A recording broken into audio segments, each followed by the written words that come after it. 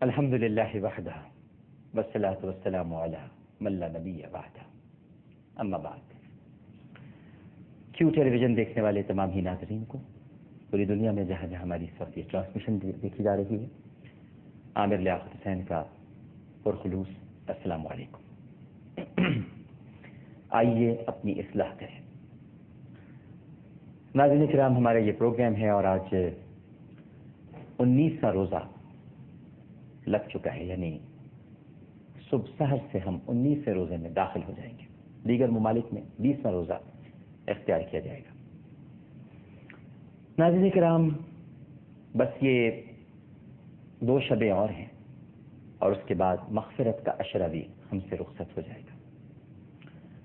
اور رخصت سے مراد یہ ہے کہ یہ متصل ہے اور جہنم سے نجات کے عشرے کے ساتھ مل جائے گا۔ رحمت اپنے عروج پر رہی، مغفرت اپنے جوبن پر ہے، لیکن ہمیں اپنے گریبانوں کا جائزہ لینا چاہیے کہ کیا ہم نے رحمت اور مغفرت کے اس عشرے میں جو عبادات کے تقاضے تھے، جس طرح ہمیں اللہ سبحانہ و تعالیٰ کے حضور اپنی عاجزی اور اپنے نہ ہونے سے مراد یہ ہے ناظرین کرام کہ جو ہمارے اندر میں ہوتی ہے، جس کو ہم پھوپھا کہتے ہیں، بڑی طاقت ہے، بڑی جاہ و حشمت ہے، تعلقات ہیں، یہ جو میں ہمارے اندر ہوتی ہے، کیا ہم نے اسے ختم کیا؟ آج 19 رمضان المبارک کی طرف بڑھتے ہوئے ہم سب کو اپنا جائزہ لینے کی ضرورت ہے۔ یہ بڑا اہم عشرہ ہے ناظرین کرام، مغفرت کا عشرہ۔ علماء کرام بیان کرتے ہیں، مفسرین لکھتے ہیں، اہل عرفان کئی کتابیں لکھ چکے، بڑے بڑے بزرگ اولیاء کرام، قطب، ابدال ان دنوں میں اپنے آپ کو دنیا سے کاٹ لیتے تھے ناظرین کرام۔ دنیا تو ہے نا، دیکھیے آپ، دنیا تو اس مہینے کے بعد بھی ہے، اس مہینے میں بھی ہے، لیکن اللہ سے لو لگانا، اس سے مغفرت طلب کرنا، اس کی بارگاہ میں صرف اور صرف عجز و نیاز کے ساتھ اپنے گناہوں کو پیش کر کے اس سے یہ دعا مانگنا کہ اے مالک، تیرے سوا ہم مغفرت مانگیں تو پھر کس سے مانگیں؟ تو ہی تو ہمیں دینے والا ہے، تو ہی سب کی مرادیں پوری کرنے والا ہے، جھولیاں بھرنے والا ہے۔ لیکن کیا ہوتا ہے ناظرین کرام کہ ان دنوں میں جہاں پر عبادات اپنی جگہ پر ہیں، لیکن کچھ برائیاں ایسی ہیں جنہیں ترک کر دینا بہت ضروری ہے، خاص طور پر رمضان المبارک میں۔ لیکن مشاہدے میں یہ بات آئی ہے کہ ہم انہی برائیوں کو زیادہ اختیار کرتے ہیں۔ مثال کے طور پر سحر اور افطار کا وقت جب انسان انتظار کر رہا ہوتا ہے، سحری ختم ہو گئی، وقت ختم ہوا، اب سونے کے لیے لیٹ رہے، لیکن لیٹنے سے پہلے یا جاگ رہا ہے تو ہم دیکھتے ہیں کہ نائٹ میچز ہو رہے ہیں، کرکٹ میچز شروع ہو گئے ہیں، لوگ سڑکوں پہ نکل آتے ہیں، ساری ہو گئی، چلو تھوڑا بہت 2-4 گھنٹے ہیں، آئیے میچز کھیلتے ہیں۔ رمضان المبارک کا مطلب یہ تو نہیں، ٹھیک ہے آپ تفریح بھی کریں، بالکل صحیح ہے، میچز بھی کھیلیں، لیکن نہیں، سڑکوں پہ لائٹیں لگ جاتی ہیں، باقاعدہ نائٹ میچز ہوتے ہیں۔ اور پھر اس کے بعد افطار کے وقت جہاں ہوٹلز میں یا مختلف گھروں میں افطار پارٹیاں ہوتی ہیں، لوگوں کو بلایا جاتا ہے، تو اس دوران غیبت کا سلسلہ عروج پر ہوتا ہے، فلاں آیا نہیں آیا، دیکھو ہم نے تو بلایا تھا وہ نہیں آیا، دیکھیے جی یہ تو ہمارے ساتھ ایسا سلوک کرتے ہیں، ہم تو بڑی محبت کرتے ہیں، ہم نے تو بڑے پیار سے بلایا تھا، اب آئندہ نہیں بلائیں گے انہیں۔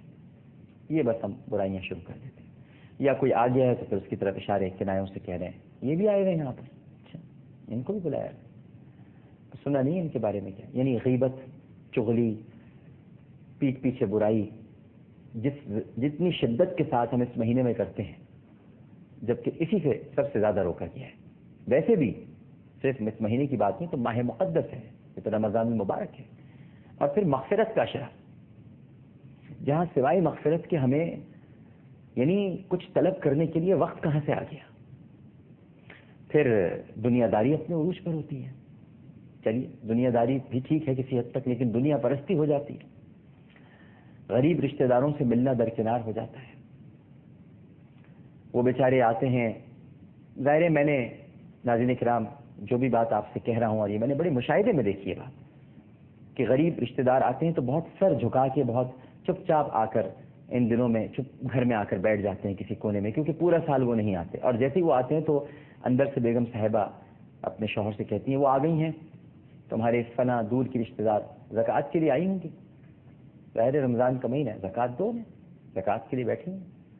بس تمہیں جتنا بتایا تو اتنی دینا، ان کا تو ہر سال کا آنا جانا لگا ہے.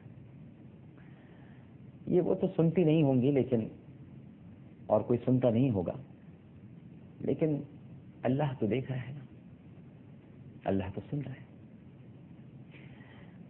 ایک عالم دین نے بڑی خوبصورت بات کی ناظرین کرام. فرمانے لگے کہ میں روزمرہ کے کاموں میں مصروف و مشغول رہتا ہوں، تو ایک دن میں اپنے گھر جانے کے لیے دفتر سے نکلا. جب میں دفتر سے نکلا تو بس اسٹاپ پہ کھڑا ہوا تاکہ بس میں بیٹھ کے اپنے گھر چلا جاؤں. عالم دین ہے، ظاہر ہے کہ ہمارے ہاں ویسے تو علماء کرام کے پاس کنوینس کے بڑے وسائل اور تمام ان کے پاس سہولتیں بہم میسر ہیں، لیکن کچھ علماء کرام ایسے بھی ہوتے ہیں جو بڑی سادگی کے ساتھ زندگی گزارتے ہیں. میں نے بہتوں کو اپنی آنکھوں سے دیکھا ہے. کچھ علماء ایسے ہیں. ایک عالم دین اب اس دنیا میں نہیں رہے، اللہ تعالیٰ نے غریق رحمت کرے. میں بہت چھوٹا تھا ناظرین کرام، پتہ نہیں انڈیا میں آپ نے ان کا نام سنا ہے، انڈیا کے ناظرین سے مخاطب اس وقت شاید آپ انہیں جانتے ہوں یا نہیں جانتے، لیکن پاکستان میں انہیں سب جانتے ہیں. ان کا نام تھا علامہ عبد المصطفیٰ الازہری صاحب رحمہ اللہ تعالیٰ. میری والدہ جب مجلس شورا کی وائس چیئر پرسن تھیں تو وہ بھی مجلس شورا کے رکن تھے پاکستان میں. تو میں بہت چھوٹا تھا، وہ ہمارے گھر آتے تھے. امی کو انہوں نے ہماری بہن بنا رکھا تھا، علامہ عبد المصطفیٰ الازہری صاحب. ان کے بھائی ہیں یہاں پر قاری رضا المصطفیٰ اعظمی صاحب. تو میں نے اپنی آنکھوں سے دیکھا ہے ناظرین کرام کہ وہ میری انگلی پکڑتے تھے، آتے تھے، اور اس کے بعد مجھے کہتے تھے کہ میرے ساتھ چلو، سامنے اسٹاپ تک جانا ہے مجھے. اور میں نے خود وہ مجلس شورا کے رکن تھے اس وقت. مجلس شورا کا مطلب یہ ہے کہ پارلیمنٹ کا ممبر ہونا. تو بس اسٹاپ پہ کھڑے رہتے تھے اور لانڈھی کی بس کر کے وہ پیچھے لٹک کر جاتے تھے. یہ میں نے اپنی آنکھوں سے دیکھا ہے. لہذا میں بعض علماء کرام کی اس عاجزی اور انکساری کا میں نے خود مشاہدہ کیا ہے. تو وہ مجھے عالم دین بتانے لگے کہ جناب میں بس کے انتظار میں کھڑا ہوا. بہرحال بس آئی، میں بس میں بیٹھا.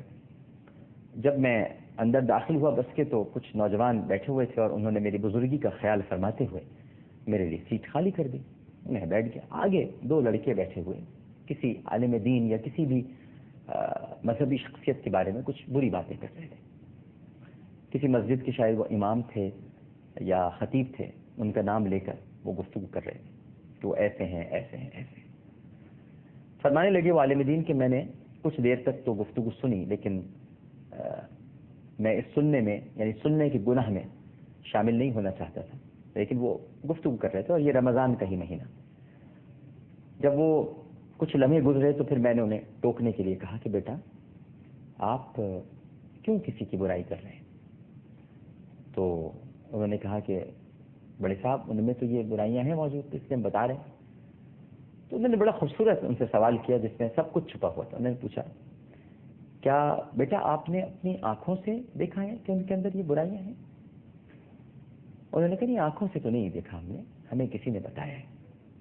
پھر انہوں نے سوال کیا اچھا بیٹا اللہ نے دیکھا ہے کیا؟ بڑا حیرت انگیز سوال تھا ان کے لیے. بچوں نے کہا کہ کیسی بات کر رہے ہیں آپ، اللہ نے تو دیکھا ہے. بے شک اللہ نے دیکھا ہے. تو اس پر عالم دین نے جواب دیا کہ بیٹا جس نے دیکھا ہے وہ تو بیان کر نہیں رہا، اور تم نے دیکھا نہیں ہے پھر بھی بیان کر رہا ہو. کیسا کمال کر رہا ہو.